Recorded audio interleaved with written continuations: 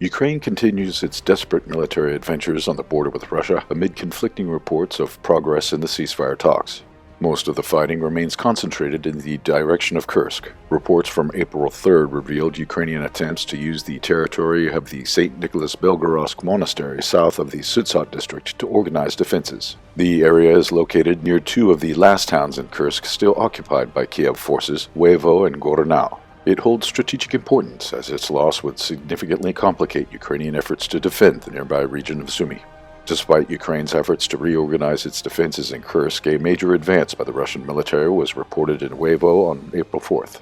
At the same time, the Russian military continued to advance in the direction of Sumy, penetrating multiple Ukrainian defense lines in the area of Basovka. The military also repelled a counterattack by Kiev's forces close to the settlement of Visilovka.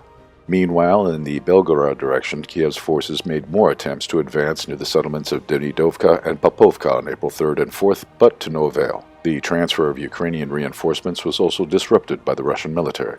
With no real success on the ground, Kiev's forces intensified strikes on Morom, Medinivka, and nearby Russian settlements. The desperate Ukrainian ground attacks on Russian territories coincided with more strikes. Some of the recent strikes even targeted energy infrastructure in violation of the ceasefire reached on March 18th. On the night of April 3rd, Russian air defenses destroyed 23 Ukrainian drones over the regions of Bryansk, Idiol, Kursk, Kaluga, Smolensk, and Belgorod. On the same day, energy infrastructure facilities were reportedly damaged as a result of Ukraine's strikes in the regions of Zaporizhia, Luhansk, Belgorod, and Kursk. The Russian military responded by launching a large-scale attack with at least 39 suicide drones against Ukrainian military infrastructure and defense facilities. Targets were hit in the regions of Kharkiv, Zaporizhia, and Dnipro. Another Ukrainian drone attack targeting the capital Moscow was reportedly repelled early on April 4th.